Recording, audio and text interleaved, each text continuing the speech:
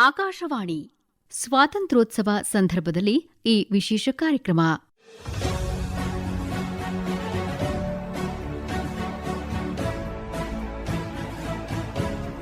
ವಂದೇ ಮಾತರಂ 150ರ ಸಂಭ್ರಮ, ಆಕಾಶವಾಣಿಗೆ 90ರ ಸಂಭ್ರಮ.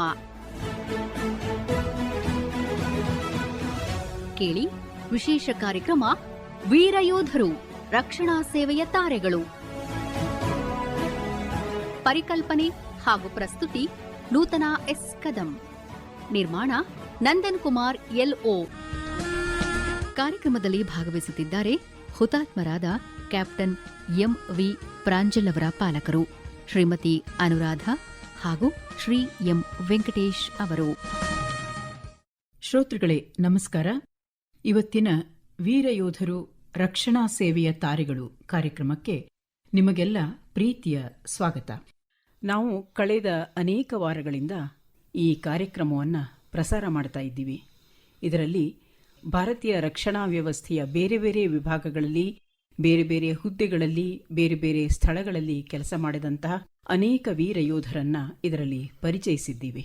ಅವರನ್ನು ಪರಿಚಯಿಸುವಾಗ ಅವರ ಶೌರ್ಯದ ಹೆಮ್ಮೆಯ ಕಥೆಗಳನ್ನು, ಅವರ ಯಶಸ್ವಿ ಕಥೆಗಳನ್ನು ನಾವು ಕೇಳ್ತಾ ನಮ್ಮ ಶ್ರೋತೃಗಳಿಗೂ ಅದನ್ನು ತಲುಪಿಸಿದ್ದೀವಿ.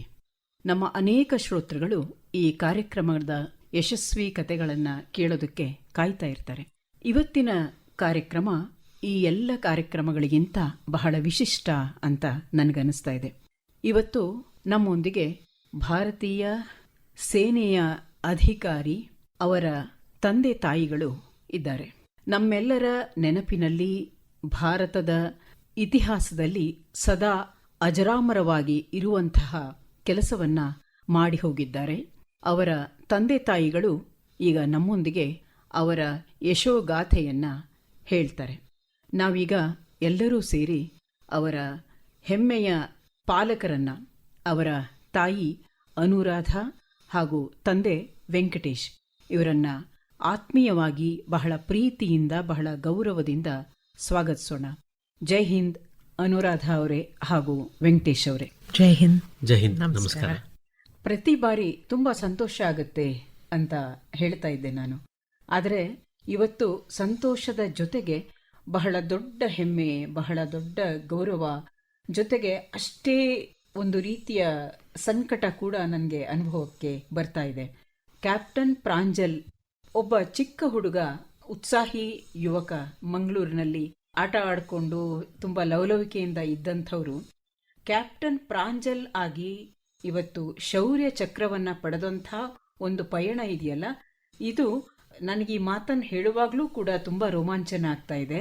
ಈ ಸಮಯ ಬರೀ 28 ವರ್ಷಗಳಷ್ಟೇ ಆದರೂ ಕೂಡ ಅದು ನಾನೀಗಾಗಲೇ ಹೇಳಿದ ಹಾಗೆ ಭಾರತದ ಇತಿಹಾಸದಲ್ಲಿ ಸದಾ ಅಜರಾಮರವಾಗಿ ಇರುವಂಥದ್ದು. ಅವರ ಹೆಸರಿಗೆ ತಕ್ಕದಾಗೆ ಪ್ರಾಂಜಲ್ ಅವರು ಬದುಕಿದ್ರು ಅಂತ ಅನಿಸುತ್ತೆ. ಅನುರಾಧ ಅವರೇ, ತಾಯಿಗೆ ಬಹಳ ವಿಶೇಷವಾಗಿ ಮಕ್ಕಳ ಜೊತೆಗೆ ಒಂದು ಬಂಧ ಇರುತ್ತೆ. ಪ್ರಾಂಜಲ್ ಒಬ್ಬರೇ ಅವರನ್ನ ನೀವು ಸೈನ್ಯಕ್ಕೆ ಕಳಿಸ್ಬೇಕು ಅಂತಾದಾಗ ನೀವು ಒಪ್ಕೊಂಡ್ರ ಹೇಗೆ? ತುಂಬ ಮನಸ್ಸಿಂದ ಒಪ್ಕೊಂಡ್ವಿ ಇಬ್ರುನು. ಆ ರೀತಿ ಸಪೋರ್ಟ್ ಅವನಿಗೆ ಇತ್ತು. ಹೇಗೆ ಅಂದ್ರೆ ತುಂಬ ಮೊದಲಿಂದ ನಮ್ಮ ಸ್ಟ್ಯಾಂಡ್ ಏನಿತ್ತು ಅಂತಂದ್ರೆ, ನಮ್ಮ ಆಸೆ ಅಥವಾ ನಮ್ದು ಆಂಬಿಷನ್ ಏನಿರುತ್ತೆ ಅದನ್ನ ನಮ್ಮ ಮಕ್ಳ ಮೇಲೆ ನಾವು ಹೊರಸಬಾರ್ದು. ಅವ್ರಿಗೇನು ಇಷ್ಟ ಇರುತ್ತೋ ಅದನ್ನ ಪರ್ಸ್ಯೂ ಮಾಡಬೇಕು ಮಕ್ಕಳು ಅಂತ ಅನ್ನೋದನ್ನ ನಾವಿಬ್ರು ತುಂಬಾ ಮುಂಚಿಂದ ಬಿಲೀವ್ ಮಾಡ್ಕೊಂಡು ಬಂದವರು. ಸೊ ಹಾಗಾಗಿ ಅವ್ನು ಹೋಗ್ತೀನಿ ಇಂದ ಅದಕ್ಕೆ ಒಂಥರ ಕಂಪ್ಲೀಟ್ ಸಪೋರ್ಟ್ ಸಿಕ್ತು. ಅಂದ್ರೆ ಆಕ್ಚುಲಿ ಏನಾರ ಕೆಟ್ಟ ದಾರಿ ತುಳಿತಾರೆ ಮಕ್ಕಳು ಅಂತನ್ನೋವಾಗ ನಾವು ಹಿಂಜರಿಬೇಕೇ ವಿನ, ಅಷ್ಟು ಒಳ್ಳೆ ದಾರಿನಲ್ಲಿ ಹೋಗ್ತೀನಿ ಅಂತನ್ನೋವಾಗ ಏನ್ problem, no problem at all. So support ಸಿಕ್ತು. ಆಕ್ಚುಲಿ ಆಸೆ ಅಷ್ಟು ಅವಂದು, ಆ ಆಂಬಿಷನ್ ಅವಂದು, ಅದಕ್ಕೆ ಬೇಕಾದ ಗೈಡೆನ್ಸ್, ಸಪೋರ್ಟ್ ನಮ್ಮಿಂದ ಫಸ್ಟ್ ಇಂದ ಸಿಕ್ತು. ವೆಂಕಟೇಶ್ ಅವರೇ, ನೀವು ಉದ್ಯೋಗ ಮಾಡ್ತಾ ಇದ್ದಿದ್ದ ಕ್ಷೇತ್ರನೇ ಬೇರೆ ಆಗಿತ್ತು. ಅಲ್ಲಿಂದ ಸೈನ್ಯಕ್ಕೆ ಕಳಿಸೋದು ಅನ್ನುವಾಗ ಯಾಕೆ ಎಂಜಿನಿಯರಿಂಗ್ ಓದಿ ನನ್ನ ಜೊತೆನೆ ಕೆಲಸ ಮಾಡಬಹುದಲ್ಲ ಅಂತ ಒಂದ್ಸತಿ ಅನಿಸ್ತಾ ಹೇಗೆ? ಆ ರೀತಿ ದೃಢವಾದ ಸಂಕಲ್ಪ ಏನು ಅನಿಸಿರ್ಲಿಲ್ಲ. ನಮ್ಮನ್ನು ತಯಾರಿ ಮಾಡ್ಕೊಂಡೇ ಬಂದ್ಬಿಟ್ಟಿದ್ದ. ಅವನು ಆರ್ಮಿಗೆ ಹೋಗಬೇಕು ಅಥವಾ ಏರ್ಫೋರ್ಸ್ಗೆ ಹೋಗಬೇಕು ಅಂತ ತಯಾರಿನಲ್ಲಿ ನಮ್ಮನ್ನು ಕೂರಿಸ್ಕೊಂಡಿದ್ದ. CET ಎಕ್ಸಾಮ್ ಬರೆಯೋ ಸಂದರ್ಭದಲ್ಲಿ ಅವನು ಬರೆಯೋದೇ ಇಲ್ಲ ಅಂತ ಕೂತಿದ್ದ. ಇಲ್ಲಪ್ಪ ಏನಕ್ಕಾದ್ರೂ ಇರ್ಲಿ, CET ಬರಿ ಅಂತ ಹೇಳಿ CET ಬರ್ಸಿದ್ದಾಯ್ತು, ಫೋರ್ಸ್ ಮಾಡಿದ್ವಿ ಅಂತಲ್ಲ. ಇನ್ ಕೇಸ್ ಸಿಗ್ಲಿಲ್ಲ ಅಂತಂದ್ರೆ ಏನಾರ ಒಂದ್ ಫಾಲ್ ಬ್ಯಾಕ್ ಇರ್ಬೇಕು ನಿನ್ಗೆ, ಅದಕ್ಕೋಸ್ಕರ ಒಂದ್ ವರ್ಷ ಕಳ್ಕೊಂಡ್ಬಿಡಬಾರ್ದು ನೀನು. ಸೊ ಅದಕ್ಕೋಸ್ಕರ CET ಕೊಡು, ನಿನ್ ದಾರಿಗೆ ಅಡ್ಡ ಬರ್ತಾ ಇಲ್ಲ ನಾವು, ಬಟ್ ಫಾಲ್ ಬ್ಯಾಕ್ ಇರ್ಲಿ. ಸೊ CET-ನಲ್ಲಿ 8,000 ಚಿಲ್ಡ್ರನಲ್ಲಿ ಅವನಿಗೆ ರ್ಯಾಂಕ್ ಸಿಕ್ತು. ಅವನಿಗೆ Bharat scouts and guides president medal, ಅವನು ರಾಷ್ಟ್ರಪತಿ ಪುರಸ್ಕಾರ. ಅವನು ಅದರಿಂದ RV ರಾಷ್ಟ್ರೀಯ ವಿದ್ಯಾಲಯ ಇಂಜಿನಿಯರಿಂಗ್ ಬೆಂಗಳೂರಲ್ಲಿ ಅವನಿಗೊಂದು ಕೆಮಿಕಲ್ ಇಂಜಿನಿಯರಿಂಗ್ ಸೀಟ್ ಸಿಕ್ತು. ನಾನು ಕೂಡ ಕೆಮಿಕಲ್ ಇಂಜಿನಿಯರಿಂಗ್ ಓದಿರೋದು, ಅವನಿಗೂ ಅದೇ ಸಿಕ್ತು. ಅಲ್ಲಿ ಹೋಗಿ ಸೇರಿಸಿದ್ದು ಆಯ್ತು. ಬಟ್ ಅವನಿಗೆ ಅವನ ದೃಷ್ಟಿ ಆಗಲಿ ಅವನ ಯೋಚನೆ ಆಗಲಿ ಎಲ್ಲಾನು ಸೇನೆ ಕಡೆಗೆ ಇತ್ತು. ಅಲ್ಲಿ RV ಕಾಲೇಜಲ್ಲಿ ಆರ್ಮಿ ವಿಂಗ್ NCC ಇತ್ತು, ಅದಕ್ಕೆ ಹೋಗಿ ಸೇರ್ಕೊಂಡ. ಅಷ್ಟರಲ್ಲಿ ಅವನು NDA national defence academy first attempt ಮಾಡಿದ್ದ. ಫಸ್ಟ್ ಅಟೆಂಪ್ಟ್ ಅಲ್ಲಿ ಸಕ್ಸಸ್ ಆಗಿರ್ಲಿಲ್ಲ. ಈ ಮಧ್ಯದಲ್ಲಿ ಅವನಿಗೆ ಟೆಕ್ನಿಕಲ್ ಎಂಟ್ರಿ ಸ್ಕೀಮ್ ಅಪ್ಲೈ ಮಾಡ್ಕೊಂಡಿದ್ದ. ಆ technical entry scheme based on his technical skill and the marks, physics chemistry maths ಅಲ್ಲಿ ಅವನಿಗೆ ಇಂಟರ್ವ್ಯೂ ಕಾಲ್ ಬಂತು. SSB service selection board interview call ಬಂತು. 5ನೇ ತಾರೀಕು ನವೆಂಬರ್ 2013 ಬೆಂಗಳೂರಲ್ಲೇ ಸೆಲೆಕ್ಷನ್ ಸೆಂಟರ್, SSB ಸೆಲೆಕ್ಷನ್ ಸೆಂಟ್ರಲ್ಲಿ ಇಂಟರ್ವ್ಯೂಗೂ ಹೋದ. ಸುಮಾರು ಒಂದು 15-20 ದಿನ ಆಯ್ತದು. ಅವನದು ಫಸ್ಟ್ ರೌಂಡ್ ಆಗಿ, ಸೆಕೆಂಡ್ ರೌಂಡ್ ಆಗಿ, ಮೆಡಿಕಲ್ಲು ಆಗಿ, ತೇರ್ಗಡೆ ಒಂದು ಫಸ್ಟ್ ಅಟೆಂಪ್ಟ್ ಅಲ್ಲೇ ಕ್ಲಿಯರ್ ಮಾಡ್ದ SSB-ನ. ಅದೊಂದು ಮುಖ್ಯವಾದ ಒಂದು ಅಚೀವ್ಮೆಂಟ್. ಹೀಗೆ ಅವರು 1995 ಜುಲೈ 18 ಅವರ ಹುಟ್ಟಿದ ದಿನ. ನೀವು ಅವಾಗ ಮಂಗಳೂರಲ್ಲಿ ಕೆಲಸ ಮಾಡ್ತಾ ಇದ್ರಾ ಸರ್? ಮಂಗಳೂರಲ್ಲಿ ಮ್ಯಾಂಗ್ಳೂರ್ ರಿಫೈನರಿ ಅಂಡ್ ಪೆಟ್ರೋಕೆಮಿಕಲ್ಸ್ ಅಂತ schedule A public sector organisation, subsidiary ONGC. 1994ರಿಂದ ನಾನು ಅಲ್ಲಿ ಕೆಲಸ ಮಾಡ್ತಾ ಇದ್ದೀನಿ. 95 ಜುಲೈ 18 ಇವನು ಹುಟ್ಟಿದ್ದು. ಆಮೇಲೆ 4ನೇ ತಿಂಗಳಿಗೇನೆ ಬೆಂಗಳೂರಿಂದ ಮಂಗಳೂರಿಗೆ ಸಹಜವಾಗಿ ಕರ್ಕೊಂಡು ಬಂದ್ವಿ. ಅವಾಗಿಂದ ಅವನು ಮಂಗಳೂರಲ್ಲೇ ಬೆಳೆದಿದ್ದು, ಮಂಗಳೂರಲ್ಲೇ ಆಟ ಪಾಠ ಎಲ್ಲ. ಅವನು ನರ್ಸರಿಯಿಂದ ಹಿಡಿದು 10ನೇ ಕ್ಲಾಸ್ವರೆಗೂ MRPL ಸ್ಕೂಲಲ್ಲೇ ಪಾಠ. 6ನೇ ತರಗತಿ ಮಾತ್ರ ಒಂದು ವರ್ಷ ಡೆಲ್ಲಿಲಿ ಟ್ರಾನ್ಸ್ಫರ್ ಆಗಿತ್ತು ನಂಗೆ. ಡೆಲ್ಲಿಗೆ ಹೋಗಿದ್ವಿ. 6ನೇ ಕ್ಲಾಸು BGS ಇಂಟರ್ನ್ಯಾಷನಲ್ ಸ್ಕೂಲ್ ಡೆಲ್ಲಿಯಲ್ಲಿ. ಅದೊಂದು ವರ್ಷ ಇದ್ವಿ. ಆಮೇಲೆ ಮತ್ತೆ ಮಂಗಳೂರಿಗೆ ಟ್ರಾನ್ಸ್ಫರ್ ಆಯಿತು. ಅವಾಗಿಂದ ಅವನು ಕಂಟಿನ್ಯೂಸ್ ಆಗಿ 10ನೇ ಕ್ಲಾಸ್ ಮುಗಿಸ್ಕೊಂಡು ಫಸ್ಟ್ PU ಮತ್ತೆ second PU Mahesh PU college ಮಂಗಳೂರಲ್ಲಿ. ಅವನಿಗೆ ಇಂಟ್ರೆಸ್ಟ್ ಇದ್ದಿದ್ದೇ ಅವನು ಸೇನೆಗೆ ಸೇರ್ಕೋಬೇಕು ಅಂತ. ಅದೇ ಪ್ರಯುಕ್ತ ಅವನು ಏನೇನು ಮಾಡಬೇಕು ಅವನಾಗವನೇ ಮಾಡ್ಕೊಂಡ. ಅದು ಅಷ್ಟು ಚಿಕ್ಕ ವಯಸ್ಸಿನಲ್ಲಿ ಅನುರಾಧ ಅವರೇ, ನೀವು ಜೊತೆಗೆ ಇರ್ತೀರಾ, ಮಕ್ಕಳ ಜೊತೆಗೆ ತಾಯಿ ಸದಾ ಇರ್ತಾರೆ. ಆ ಚಿಕ್ಕ ವಯಸ್ಸಿನಲ್ಲಿ ಅವರು ಎಲ್ಲ ಮಕ್ಕಳು ಬೇರೆ ಬೇರೆ ಆಟದ ಸಾಮಾನು ತಗೊಂಡು ಆಡಿದ್ರೆ, ಇವರು ಹೇಗೆ ಇರ್ತಾ ಇದ್ರು? ಅಂದ್ರೆ ಅನೇಕ ನಾವು ನೋಡ್ತೀವಿ, ಅವರು ಸೈನ್ಯದ ಕೆಲವರು ಡ್ರೆಸ್ ಹಾಕೋತಾರೆ, ಈ ತರದ್ದೆಲ್ಲ ಕಥೆಗಳನ್ನು ಕೇಳ್ತೀವಿ ನಾವು. ಮುಂದೆ ಅವರು ಸೇನೆಗೆ ಸೇರೋ ಅಂತವ್ರು ಇದ್ರೆ ಮೊದಲೇ ಹೀಗೆ ಮಾಡ್ತಾ ಇದ್ರು ಅಂತ. ಹಾಗೆ ನೀವೇನಾದ್ರೂ ಈ ತರ ವಿಶೇಷವಾಗಿ ನೋಡಿದ್ರ ಅವರಲ್ಲಿ? ನಾವು ಈ ಕೂತು ಯೋಚನೆ ಮಾಡುವಾಗ ನಮ್ಗೆ ಅನ್ಸೋದೇನು ಅಂತಂದ್ರೆ, ಕಾರ್ಗಿಲ್ ವಾರ್ ನಡೀತಾ ಇದ್ದಾಗ ಅವನು ಹಾರ್ಡ್ಲಿ 5 years ಅಷ್ಟೇ ಇದ್ದಿದ್ದು. ನಮಗ್ ಗೊತ್ತಿದ್ದಂಗೆ ಟಿವಿನಲ್ಲಿ ಬರೋದು. ಸೊ ನಾವು ನೋಡ್ತಾ ಕೂತಿರ್ತಾ ಇದ್ವಿ, ಅವನು ಜೊತೆಲಿ ನೋಡ್ತಾ ಇದ್ದ. ಸೊ ವಾರ್ ಅಂದ್ರೆ ಏನು ಅಂತೆಲ್ಲ ಅರ್ಥ ಆಗೋ ಏಜ್ ಅಲ್ಲ ಅದು. ಬಟ್ ಏನಂದ್ರೆ ನೋಡ್ತಾ ಇರ್ತಿದ್ನಲ್ಲ, ಸೊ ಆ ಫೈಟರ್ ಜೆಟ್ಗಳು ಅದೆಲ್ಲ ಓಡಾಡುವಾಗ ಪ್ರಾಬಬ್ಲಿ ಅದ್ರ ಸ್ಪೀಡ್ ಮತ್ತೆ ಆ ಸೌಂಡ್ ಅದೆಲ್ಲ ಅವನನ್ನ ಆಕರ್ಷಣೆ ಮಾಡ್ತಾ ಅನ್ಸುತ್ತೆ. ನಮ್ಗ ಅನ್ಸೋದು ಅದು ಇವಾಗ ಆತರ. ಆ ಏಜ್ ಅಲ್ಲಿ ಅಷ್ಟೇನೆ, ಅಂದ್ರೆ ಆ ಸ್ಪೀಡ್ ಸೌಂಡ್, ಹಬ್ಬ ನಾನು ಪೈಲಟ್ ಆಗ್ಬೇಕು ಅಂತನ್ನೋ ಆಸೆ ಅದು ಮೊಳಕೆ ಹೊಡೆದಿದ್ದು ಆ ಟೈಮಲ್ಲಿ ಅವನಿಗೆ. ಸೊ ಅದು ಪೈಲಟ್ ಆಗ್ಬೇಕು ಅಂತ ಇದ್ದಿದ್ದು, ಇಲ್ಲ ಏರ್ ಫೋರ್ಸ್ಗೆ ಹೋಗ್ಬೇಕು ಅಂತ ಅನ್ನೋವರೆಗೂ ಪ್ರಾಬಬ್ಲಿ ನಮ್ಮಿಂದ ಗೈಡೆನ್ಸ್ ಸಿಕ್ಕಿರ್ಬೋದು ಅವ್ನಿಗೆ. ಪೈಲಟ್ ಆಗ್ತೀನಿ ಅಂದ್ರೆ ಏರ್ ಫೋರ್ಸ್ ಅಲ್ಲಿ ಪೈಲಟ್ ಆಗುವಂತ. ಸೊ ಅವನ್ ಸಣ್ಣವನಿದ್ದಾಗಿಂದ ಅವನು ಕನಸು ಕಟ್ಟಿದ್ದು ಏರ್ ಫೋರ್ಸ್ಗೆ ಸೇರ್ಬೇಕು ಅಂತ. But he grew up to be 6 feet 3 inches. So ಅವನ್ನ ಅವ್ರದ್ದು ತುಂಬಾ ಮೆಡಿಕಲ್ ಸ್ಟ್ಯಾಂಡರ್ಡ್ ಸಿಕ್ಕಾಪಟ್ಟೆ ಇರತ್ತಲ್ಲ, he could not be accommodated in the cockpit. So ಹಾಗಾಗಿ this was the second best option ಅವನಿಗೆ. ಸೊ ಆರ್ಮಿಗೆ ಹೋಗ್ತೀನಿ ಅನ್ಕೊಂಡ. ಸೊ ಅದು ಒಂದು.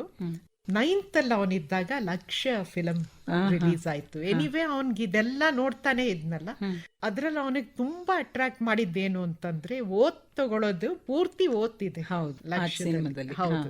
ಸೊ ಅದು ಯಾವ ರೀತಿ ಅವನಿಗೆ ಹುಚ್ಚಿಡಿಸ್ತು ಅಂತಂದ್ರೆ, ಓಡಾಡ್ತಾ ಮೆಟ್ಲು ಹತ್ತುತ್ತಾ ಮೆಟ್ಲು ಇಳಿತಾ, ಅಂದ್ರೆ ನಾವು ಯಾವ್ದಾರ ಅವ್ರು ಒಂದು ಅದನ್ನ ಹಾಡನ್ನ- ಬದುಕೋದಕ್ ಶುರು ಮಾಡ್ಬಿಟ್ರು ಅನ್ಸುತ್ತೆ ಅಲ್ವಾ? ಅಂದ್ರೆ ಆವಾಗ್ಲೇನೆ ನಿಜವಾಗ್ಲು ಅಂದ್ರೆ ಅದಿನ್ನೆಷ್ಟು ದಿನಕ್ಕೆ 40 ಸಲ 50 ಸಲ 60 ಸಲ ಅದೇ ಓತ್. ಅಂದ್ರೆ ನಾವು ಏನಾರ ಒಂದ್ ಹಾಡ್ ಮನ್ಸಿಗೆ ಬಂದಾಗ ಅದನ್ನೇ ಗುನ್ಗುನಾಯಿಸ್ತೀವಲ್ಲ, ಆ ತರ ಆ ಓತನ್ನ ಹೇಳೋದು. ಸೊ ಅವನು ಆಕ್ಚುಲಿ ಓತ್ ತಗೊಳ್ಳೋ ಅಷ್ಟ್ರಲ್ಲಿ ಥೌಸಂಡ್ಸ್ ಆಫ್ ಟೈಮ್ಸ್ ಹೇಳ್ಬಿಟ್ಟಿದ್ದ ಅನ್ಸುತ್ತೆ ಅಷ್ಟೇ. ಅಂಡ್ ಆ ಓತ್ ನೀವು ಕೇಳಿರೋ ಹಾಗೆ actually even to the peril of my life ಅಂತ ಎಂಡ್ ಆಗತ್ತೆ ಅದು. ಸೊ ಫೈನಲಿ ಅದೇ ಇದಕ್ಕೆ ಅಂದ್ರೆ ನಾನು ಅವಾಗ್ಲೇ ಹೇಳ್ದ ಹಾಗೆ ಸೈನ್ಯಕ್ಕೆ ಸೇರೋಕ್ಕಿಂತ ಮೊದ್ಲೇನೆ ಪ್ರತಿ ಕ್ಷಣನೂ ಒಬ್ಬ ಯೋಧನಾಗೆ ಬಹುಶಃ ಬದುಕಿದ್ದಾರೆ. ಅದು ನಾವು ಆಮೇಲೆ ಗುರುತಿಸಿದ್ವಿ ಆತ ಯೋಧ ಆದ ಅಂತ. ಆದ್ರೆ ಬಹುಶಃ ಅವರು ತಾನೊಂದು ಯೋಧ ಅಂತಾನೆ ಪ್ರತಿ ಕ್ಷಣನೂ ಅಂದ್ಕೊಂಡು ಬದುಕಿದ್ರು ಅಂತ ನಂಗೆ ನೀವೀಗ ಹೇಳ್ತಾ ಇರುವಾಗ ಅನ್ಸುತ್ತೆ. ಯಾಕೆಂದ್ರೆ 9ನೇ ಕ್ಲಾಸಲ್ಲಿ ಮಕ್ಕಳಿಗೆ ಇಷ್ಟೆಲ್ಲ ತಿಳಿಯೋದು ನಮ್ಗೆ ಅನುಮಾನ ಆಗುತ್ತೆ. ಬಹುಶಃ ಅದೇ ನಾವು ಅಂದ್ಕೋತೀವಲ್ಲ ಒಂದೊಂದ್ಸತಿ ಅವರು ಅದಕ್ಕೋಸ್ಕರನೇ ಹುಟ್ಟಿದವರು ಅಂತ ಅನ್ಕೋತೀವಲ್ವಾ, ಹಾಗೆ ಇವರು ಸೈನ್ಯಕ್ಕೋಸ್ಕರನೇ ಹುಟ್ಟಿದವರು ಪ್ರಾಂಜಲ್ ಅಂತ ಅನ್ಸುತ್ತೆ ನನಗೆ. ಮತ್ತೆ ಮಂಗಳೂರಿಂದ ಬೆಂಗಳೂರಿಗೆ ಬರೋವಂಥ ಪ್ರಸಂಗ ಬಂತು. ನೀವು ಆಗ್ಲೇ ಹೇಳಿದ್ರಿ RV ಕಾಲೇಜಲ್ಲಿ ಬಂದ್ರು, ಇಲ್ಲಿ ಸೇರ್ಕೊಂಡ್ರು ಅಂತ. ಅದಕ್ಕಿಂತ ಮೊದಲೇ ಅವರು NCCನ ಮಂಗಳೂರಲ್ಲೇ ಓದುವಾಗ ತಗೊಂಡಿದ್ರಾ ಅಥವಾ ನಂತರದಲ್ಲಿ ತಗೊಂಡ್ರ ಅದನ್ನ? ನಂತರ ಅವನು RV ಕಾಲೇಜಿಗೆ ಜಾಯಿನ್ ಆದ್ಮೇಲೆ ಅಲ್ಲಿ NCC ಇತ್ತು. ಅವಾಗ್ಲೇ ಅವರಿಗೆ ರಾಷ್ಟ್ರಪತಿ ಪದಕ ಬಂದಿದ್ದು ಅಷ್ಟೇ ಸಣ್ಣ ಪೀರಿಯಡ್ ನಲ್ಲಿ. ಅವನು ರಾಷ್ಟ್ರಪತಿ ಪದಕ ಸ್ಕೌಟ್ ಅಂಡ್ ಗೈಡ್ ಅಲ್ಲಿ ಬಂದಿದ್ದವನ್ಗೆ. ಆ ಪದಕ ಇಸ್ಕೊಳ್ಳೋ ಟೈಮ್ ಬಂದಾಗ ಅವ್ರ ಜೊತೆ ಸುಮಾರು ಜನನು ಇದ್ರು, ಸ್ಕೌಟ್ಸು ಗೈಡ್ಸು ಎಲ್ಲರೂ ಡೆಲ್ಲಿಗೆ ಹೋಗಿ ಅಲ್ಲೇ ಒಂದು 2 ವಾರ ಪದಕಕ್ಕೆ ಪ್ರಿಪರೇಷನ್ಸ್ ಮಾಡಿಕೊಂಡು ಅವನು ಹೋದ ರಾಷ್ಟ್ರಪತಿ ಭವನದ ಒಳಗಡೆ. ಅವನ ಜೊತೆಯಲ್ಲಿ ಬಂದಿರೋರು ಎಲ್ಲಾರ್ಗು ಒಟ್ಟಿಗೆ ಸೇರಿ ಕೊಟ್ಟಿದ್ದಾರೆ. ಆ ಟೈಮಲ್ಲಿ ಅವನು ಒಂದು ಮಾತ ಹೇಳಿದಾನೆ. ಅವನು MRPL ಸ್ಕೂಲಲ್ಲಿ ಕೆಮಿಸ್ಟ್ರಿ ಟೀಚರು ವೆಂಕಟ್ರಾವ್ ಸರ್ ಅಂತ ಸ್ಕೌಟ್ ಮಾಸ್ಟರ್ ಆಗಿದ್ರು. ಅವ್ರ ಟೀಮ್ ಹಿಡ್ಕೊಂಡು ರಾಷ್ಟ್ರಪತಿ ಭವನಕ್ಕೆ ಹೋಗಿ ಅಲ್ಲಿ ಮೆಡಲ್ ಇವನ್ ಪರವಾಗಿ ಇನ್ನಿಬ್ರು ಇಸ್ಕೊಂಡಿದ್ರು. ಆ ಸಂದರ್ಭದಲ್ಲಿ ಒಂದು ಮಾತು ಹೇಳಿದಾನೆ, ಈ ರಾಷ್ಟ್ರಪತಿ ಭವನಕ್ಕೆ ನಾನೇ ಬರ್ತೀನಿ, ನಾನೇ ಮೆಡಲ್ ಇಸ್ಕೊತೀನಿ ರಾಷ್ಟ್ರಪತಿ ಅವ್ರ ಕೈಲಿ. ಆ ಒಂದು ಮಾತು ಹೇಳಿದ್ದ. ಅದನ್ನ ನಮ್ಗೆ ಅವ್ರ ಕೆಮಿಸ್ಟ್ರಿ ಟೀಚರ್ ನಮ್ಗೆ ಆಮೇಲೆ ಹೇಳಿದ್ರು. ಅವ್ರ ಅದನ್ನ ನಮ್ಗೆ ಹೇಳಿದ್ರು, ಈತನು ಈ ರೀತಿ ಹೇಳಿದ್ದ. ನಾವ್ ಇನ್ಫ್ಯಾಕ್ಟ್ ಶೌರ್ಯ ಚಕ್ರ ಅವಾರ್ಡ್ ಸೆರೆಮನಿಗೆ ಡೆಲ್ಲಿಗೆ ಹೊರಡಬೇಕಾಗಿತ್ತು. ಹೊರಡೋ ದಿವಸ ಬೆಳಗ್ಗೆ 6 ಗಂಟೆ 6:30 ಹೊತ್ತಿಗೆ ಅವನ್ ಸರ್ ಫೋನ್ ಮಾಡಿದ್ರು. ಈ ತರ ರಾಷ್ಟ್ರಪತಿ ಬ್ಯಾಡ್ಜ್ ಇಸ್ಕೊಳಕ್ ಹೋದಾಗ ಫೈನಲಿ ಅಂದ್ರೆ ಇಡೀ ಟೀಮ್ ಇಂದ ಇಬ್ರನ್ನ ರೆಪ್ರೆಸೆಂಟ್ ಮಾಡೋದಿಕ್ಕೆ ಕಳಿಸಿರ್ತಾರೆ. ಸೊ ಅವನ್ ಖುದ್ದಾಗ್ ಹೋಗಿ ಅವ್ರ ಕೈಲಿ ಇಸ್ಕೊಳ್ಳಿಲ್ಲ. ಅದೇ ದಿವಸ ಅವ್ನ್ ನನಗೆ ಹೇಳಿದ್ದ, ನೋಡ್ತಾ ಇರಿ, ನಾನ್ ಮತ್ತೆ ಬರ್ತೀನಿ ರಾಷ್ಟ್ರಪತಿ ಭವನ್ಗೆ, ನಾನು ರಾಷ್ಟ್ರಪತಿ ಅವ್ರ ಕೈಯಲ್ಲೇನೆ ನಾನು ಅವಾರ್ಡ್ ಇಸ್ಕೊಳ್ತೀನಿ ಅಂತ. ಸೊ ಅವರು ನಾವು ಶೌರ್ಯ ಚಕ್ರ ಇಸ್ಕೊಳಕ್ ಹೋದಾಗ ಅದನ್ನೇ ಹೇಳಿದೆ. ಒಂದು 17-18 ವರ್ಷದ ಹುಡುಗನಲ್ಲಿ ಅದು ಎಂಥ ಒಂದು ದೃಢ ನಿರ್ಧಾರ ಇತ್ತು ಅನ್ನೋದು ಈಗ ಈ ಮಾತು ಹೇಳಿದಾಗ ತುಂಬಾ ಆಶ್ಚರ್ಯ ಅನ್ಸುತ್ತೆ, ತುಂಬಾ ಹೆಮ್ಮೆನೂ ಆಗತ್ತೆ ನಿಮ್ ಜೊತೆ ನಮಗೂ ಕೂಡ. ಅಂದ್ರೆ ಸೈನ್ಯಕ್ಕೆ ಬೇಕಾಗಿರುವಂತ ಒಂದು ಮುಖ್ಯ ಗುಣ ಅಂದ್ರೇನೆ ಈ ತರದ ಒಂದು ದೃಢ ನಿಶ್ಚಯ ಆಗಿರಬಹುದು ಅಥವಾ ಈ ಸ್ಥಿರತೆ ಆಗಿರಬಹುದು. ಅದು ಅವರಿಗೆ ದೈವದತ್ತವಾಗಿ ಬಂದಿದೆಯಲ್ಲ ಅಂತ ನನಗೀಗ ನೀವು ಹೇಳ್ತಾ ಇರೋ ಮಾತಿನಿಂದ ತುಂಬಾ ಆಶ್ಚರ್ಯ ಆಗ್ತಾ ಇದೆ ಕೇಳಿ. Scouts and guides president medal ಕೋಟಾಯಿಂದ ಅವನಿಗೆ ಕೆಮಿಕಲ್ ಇಂಜಿನಿಯರಿಂಗು ಸಿಕ್ತು. RV ಕಾಲೇಜಲ್ಲಿ ಬಂದು ಸೇರಿಸಿದ್ದು ಆಯ್ತು 2013 ಜುಲೈನಲ್ಲಿ. ಅವನು ಅಲ್ಲಿ ಇಮಿಡಿಯೇಟ್ ಆಗಿ NCCಗೆ ಸೇರ್ಕೊಂಡ. NCC ಆರ್ಮಿ ವಿಂಗ್ ಇದೆ ಅಲ್ಲಿ. ಅವನಿಗೆ ಬಹಳ ಇಷ್ಟ ಆಯ್ತು NCC. ಇಲ್ಲಿ ಬಂದು ಸೇರ್ಕೊಂಡ್ಮೇಲೆ ಅವನ ಫುಲ್ ಫೋಕಸ್ NCC, ಅದರ ಯೂನಿಫಾರ್ಮ್, NCC ಆಕ್ಟಿವಿಟಿ ಯಾವ್ದನ್ನು ಬಿಡ್ಲಿಲ್ಲ. ಹೆಚ್ಚು ಸ್ಪಷ್ಟ ಆಗ್ತಾ ಹೋಯ್ತು, ನಾನೇನ್ ಮಾಡ್ತಿದ್ದೀನೋ ಆ ದಾರಿ ಕಾಣ್ತಾ ಇದೆ ಅಂತ. ಆಮೇಲೆ NCC ಕ್ಯಾಂಪ್ಗೆ ಹೋಗೋದು ತಪ್ಪದೆ ಇರೋ ಒಂದು 3-4 ತಿಂಗಳಲ್ಲೇನೆ ಅವನ್ ಕ್ಲಿಯರ್ ಆಗಿ ಗೊತ್ತಿತ್ತು ಅವನಿಗೆ, ಹೇಗಾದ್ರೂ ಮಾಡಿ ಅವನು ಸೈನ್ಯಕ್ಕೆ ಸೇರ್ಕೋತೀನಿ ಅಂತ. ಆಮೇಲೆ NDA ಪರೀಕ್ಷೆ ತಗೊಂಡಾಗ ಅವರು ರಾಷ್ಟ್ರೀಯ 2ನೇ ರ್ಯಾಂಕ್ ತಗೊಂಡ್ರು. NDA ಪರೀಕ್ಷೆ ಅನ್ನೋದೇ ಬಹಳ ಕಷ್ಟದ ಪರೀಕ್ಷೆ. ಅದನ್ನ ನೀವೇ ಹೇಳಿದ್ರಿ, ಮೊದಲನೇ ಬಾರಿ ಆಗ್ಲಿಲ್ಲ ಅದು ಅಂತ ಹೇಳಿ. 2ನೇ ಬಾರಿ ಮಾಡಿದಾಗ್ಲೂ ಅವರು 2ನೇ ರ್ಯಾಂಕ್ ತಗೊಂಡ್ರು.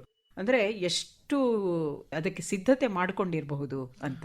ನ್ಯಾಷನಲ್ ಡಿಫೆನ್ಸ್ ಅಕಾಡೆಮಿ ಅವನ್ ಫೋಕಸ್ ಇತ್ತು. ಮೊದಲನೇ ಪ್ರಯತ್ನಕ್ಕೆ ಅವನ್ ಸಕ್ಸಸ್ ಆಗಿರ್ಲಿಲ್ಲ. ಈ ಮಧ್ಯದಲ್ಲಿ ಅವನು 2ನೇ ಪ್ರಯತ್ನ ಕೊಟ್ಟಿದ್ದ NDAಗೆ. ಟೆಕ್ನಿಕಲ್ ಎಂಟ್ರಿ ಸ್ಕೀಮ್ ಅಂತ, TES ಸ್ಕೀಮ್ ಅಂತ, ಅದು NDA ಪ್ಯಾರಲಲ್. ಅದು NDA ಎಕ್ಸಾಮ್ ಬರೆದು SSB ಇಂಟರ್ವ್ಯೂಗೆ ಹೋಗ್ತಾರೆ. ಇಲ್ಲಿ ಅವ್ರದ್ದು ಟೆಕ್ನಿಕಲ್ ಮಾರ್ಕ್ಸ್ ಏನ್ ಬಂದಿದೆ 8ನೇ ಕ್ಲಾಸಿಂದ ಹಿಡಿದು 12ನೇ ಕ್ಲಾಸ್ವರೆಗೂ ಅದನ್ನ ಲೆಕ್ಕಕ್ಕೆ ತಗೊಂಡು ಅವ್ರು ಇಂಟರ್ವ್ಯೂ ಕರೀತಾರೆ. ಆ ಟೆಕ್ನಿಕಲ್ ಎಂಟ್ರಿ ಸ್ಕೀಮ್ ಅಲ್ಲಿ ಅವನಿಗೆ SSB ಇಂಟರ್ವ್ಯೂ 5ನೇ ತಾರೀಕು ನವೆಂಬರ್ 2013 ಬೆಂಗಳೂರಲ್ಲೇ ಸಿಕ್ತು ಅವನಿಗೆ. SSB ಇಂಟರ್ವ್ಯೂನಲ್ಲಿ ಅವ್ನು ಒಂದಾಗತ್ಲು ಒಂದು ಪಾಸ್ ಮಾಡಿಕೊಂಡು ಫೈನಲ್ ಆಗಿ ಮೆಡಿಕಲ್ ಟೆಸ್ಟ್ ಪಾಸ್ ಆಯ್ತು. ಅವ್ನು 1-2 ಮೆಡಿಕಲ್ ಟೆಸ್ಟ್ ಅಲ್ಲಿ ಟೆಂಪ್ರರಿ ರಿಜೆಕ್ಷನ್ ಅಂತ ಆಯ್ತು. ಅವ್ನು ವೆಯ್ಟ್ ಇರಲಿಲ್ಲ, ಅವನ ಹೈಟ್ಗೆ 7-8 kg ಕಡಿಮೆ ಇದ್ದ. ಆ ಒಂದು ರಿಜೆಕ್ಷನ್ಗೆ ಟೈಮ್ ಕೊಡ್ತಾರೆ, 45 ದಿವಸ ಟೈಮ್ ಕೊಡ್ತಾರೆ. ಆ ಟೈಮಲ್ಲಿ ಅವನ ವಾಪಸ್ ಮಂಗಳೂರಿಗೆ ಕರೆಸ್ಕೊಂಡು ಅವನಿಗೆ ಏನ್ ಪೋಷಣೆ ಮಾಡಬೇಕು ಮಾಡಿ ಅವನು ಮಾಡ್ದ. ಅದರಲ್ಲಿ ಅನುರಾಧ ಅವ್ರ ಕೊಡುಗೆ ಜಾಸ್ತಿ ಇರುತ್ತೆ. ಹೌದು, ಇನ್ಫ್ಯಾಕ್ಟ್ ಅವನು 7-7.5 kg ಕಡಿಮೆ ಇದ್ದ. ಬಟ್ ಫೈನಲಿ ಆ 40 ದಿವಸದಲ್ಲಿ ಮತ್ತೆ ಟೆಸ್ಟ್ ಕೊಡಕ್ ಹೋಗೋತ್ತಿಗೆ 9.5 kg ಏನಾಗಿದ್ದ. ಒಂಥರ ನಿಜವಾಗ್ಲೂ ಆಶ್ಚರ್ಯ ಆಯ್ತು ನಮ್ಗೇನೆ. ಅಂಡ್ ಅವನು TES ಎಂಟ್ರಿಯಿಂದ ಹೋಗಿ NDA ಎಂಟ್ರಿ ಎಕ್ಸಾಮ್ ಬರ್ದಿದ್ದ. ಫಸ್ಟ್ ಟೈಮ್ ಆಗಿರ್ಲಿಲ್ಲ, TES ಇಂದ ಸೆಕೆಂಡ್ ಟೈಮ್ ತೆರಗಡೆ ಆದ. NDA ರಿಸಲ್ಟ್ ಬಂತು, ಅಷ್ಟೆಲ್ಲ ಅವನು OTA ಗಯಾ TES ಎಂಟ್ರಿನಲ್ಲಿ ಸೇರ್ಕೊಂಡ್ಬಿಟ್ಟಿದ್ದ. ಅಲಹಾಬಾದ್ ಅಲ್ಲಿ ಅವನಿಗೆ SSB ಬಂದಿತ್ತು NDA, ಇಲ್ಲ ಟೆಕ್ನಿಕಲ್ ಎಂಟ್ರಿ ಸ್ಕೀಮ್ ಅಲ್ಲೇ ಕಂಟಿನ್ಯೂ ಮಾಡ್ತೀನಿ. ಅವನು SSB ಸೆಲೆಕ್ಷನ್ ಮೆರಿಟ್ ಲಿಸ್ಟ್ ಅಲ್ಲಿ all India second rank, south India first. ಅವನ ಈ ಒಂದು ಸಂದರ್ಭದಲ್ಲಿ ನಾವು ಡೆಲ್ಲಿಗೆ ಹೋಗಿ ಅವನ್ನ ಮೆಡಿಕಲ್ ಅವನ ವೆಯ್ಟ್ ಏನು ಕಡಿಮೆ ಇತ್ತು ಅದನ್ನ ಮಾಡಿ ಕ್ಲಿಯರ್ ಆದ ಕೂಡಲೇ ಅವನು ನಾವೆಲ್ಲ ಹೊರಗಡೆ ಕಾಯ್ತಾ ಇದ್ವಿ ಮೆಡಿಕಲ್ ಟೆಸ್ಟ್ ಸೆಂಟರ್ ಅಲ್ಲಿ. ಮೆಸೇಜ್ ಬೇರೆ ಮಾಡ್ದ, the gates of OTA Gaya are open to me now. ಅಂದ್ರೆ ಒಂಥರ ನೀವು he is ahead of his times ಅಂತ ನಂಗೆ ಅನ್ಸುತ್ತೆ. ನೋಡಿ ಎಷ್ಟು ದೊಡ್ಡ ಮಾತದು, ದ ಗೇಟ್ಸ್ ಆರ್ ಓಪನ್ ಅಂತಂದ್ರೆ. ಸರಿ, ಆಮೇಲೆ ನಾವು ಅಷ್ಟೆಲ್ಲ ಆದ್ಮೇಲೆ ಮೆರಿಟ್ ಲಿಸ್ಟ್ ಅಲ್ಲಿ ಬರ್ಬೇಕು. Merit list is also the last final proof that he has got selected. ನಾವು ಟ್ರೈನ್ ಇಂದ ಬರ್ತಾ ಇದ್ವಿ, ಡೆಲ್ಲಿಯಿಂದ ಬೆಂಗಳೂರಿಗೆ ಬುಕ್ ಮಾಡಿಕೊಂಡು ರಾತ್ರಿ ಟ್ರೈನ್ ಅದು. ನಾವು ಭೋಪಾಲಿಗೆ ಬರೋ ಹೊತ್ತಿಗೆ ಅವನಿಗೆ ಮೆಸೇಜ್ ಬಂತು, ಲಿಸ್ಟ್ ಬಂತು, ನಂಬರ್ 2 ಲಿಸ್ಟ್ ಅಲ್ಲಿ ಹೆಸರಿದೆ. So he was so very clear that ಅವನ ಆರ್ಮಿಗೆ ಫೋರ್ಸಸ್ಗೆ ಸೇರ್ಕೋಬೇಕು ಅಂತ ಅದನ್ನ ಮಾಡಿ ತೋರಿಸ್ದ. ತುಂಬಾ ಸೂಕ್ಷ್ಮವಾಗಿನೇ ಎಲ್ಲನ್ನು ಗಮನಿಸೋದು ಅಥವಾ ಎಲ್ಲವನ್ನು ತಾವು ಅಳವಡಿಸ್ಕೊಳ್ಳೋದು ಉದ್ದಕ್ಕೂ ಕಾಣ್ತಾ ಹೋಗುತ್ತೆ. ಈಗ ನೀವು ಹೇಳ್ತಾ ಇರುವಾಗ ಕೊನೆಗೆ ಕಮಿಷನ್ ಆಗ್ತಾರಲ್ಲ, ಅದು ಬಹಳ ಮುಖ್ಯ. ಸೆಲೆಕ್ಷನ್ ಆದಾಗ ಒಂದು ಸಂತೋಷ, ಟ್ರೈನಿಂಗ್ ಹೋಗ್ತಾರೆ, ಟ್ರೈನಿಂಗು ನಾರ್ಮಲ್ ಎಲ್ಲರ ಹಾಗೆ ಆಗುತ್ತೆ. ಮೊದಲಿಂದ ಅವರು ಎಲ್ಲದರಲ್ಲೂ ಚೆನ್ನಾಗೇ ಮಾಡ್ತಿರೋದ್ರಿಂದ ಬಹುಶಃ ಟ್ರೈನಿಂಗಲ್ಲೂ ತುಂಬಾನೇ ಚೆನ್ನಾಗಿ ಮಾಡಿರ್ತಾರೆ ಅಂತ ಅನ್ಸುತ್ತೆ. ಆಮೇಲೆ ಪೋಸ್ಟಿಂಗ್ ಸಿಗುತ್ತೆ ನೋಡಿ ಅವರಿಗೆ, ಅದು ಬಹಳ ಮುಖ್ಯ. ಅದರಲ್ಲೂ ರಾಷ್ಟ್ರೀಯ ರೈಫಲ್ಸ್ ಅಲ್ಲಿ ಕೆಲಸ ಮಾಡಬೇಕು ಅನ್ನೋದು ಬಹುಶಃ ಇಂಡಿಯನ್ ಆರ್ಮಿಯ ಎಲ್ಲರದ್ದು ಒಂದು ಕನಸು ಅಂತ ನನ್ಗನ್ಸುತ್ತೆ. ಹಾಗೆ ಇವರಿಗೆ ರಾಷ್ಟ್ರೀಯ ರೈಫಲ್ಸೇ ಸಿಕ್ಬಿಡ್ತಲ್ಲ, ಅವಾಗ ಏನ್ ಅನಿಸ್ತು ಅವರಿಗೆ? ಅವನು 2018 ಡಿಸೆಂಬರ್ ಇಂಜಿನಿಯರಿಂಗ್ ಅವರೇ ಮಾಡಿಸ್, ಟೆಲಿಕಮ್ಯುನಿಕೇಶನ್ ಅಂಡ್ IT ಮಾಹು ಇಂದೂರಲ್ಲಿ 3 ಕಡೆ ಇದೆ.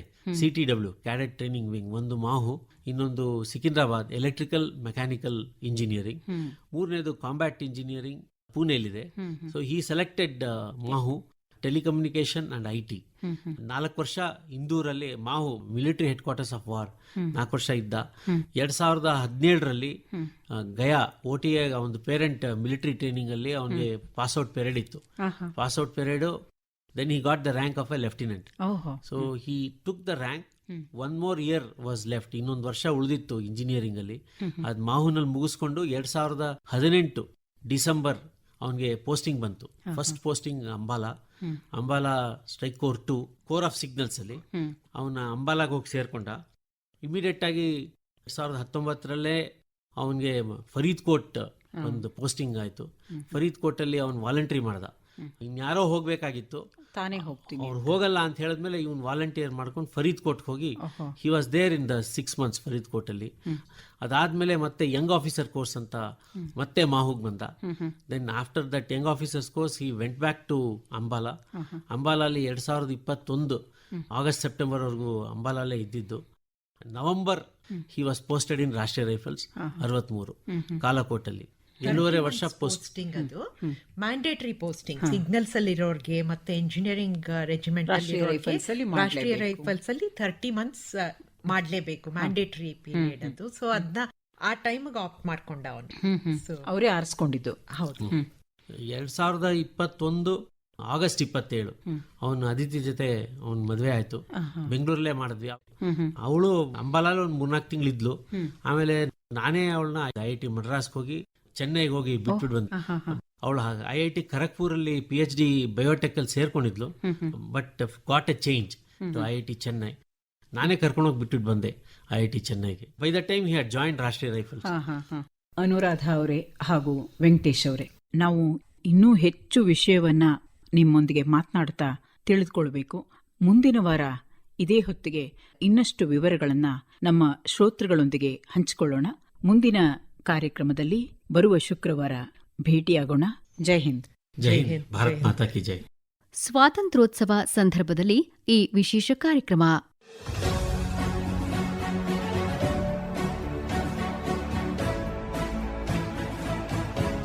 ಇದುವರೆಗೆ ವಂದೇ ಮಾತರಂ 150ರ ಸಂಭ್ರಮ, ಆಕಾಶವಾಣಿಗೆ 90ರ ಸಂಭ್ರಮ. ಈ ಸಂದರ್ಭದಲ್ಲಿ ವೀರಯೋಧರು, ರಕ್ಷಣಾ ಸೇವೆಯ ತಾರೆಗಳು ವಿಶೇಷ ಕಾರ್ಯಕ್ರಮ ಕೇಳಿದಿರಿ.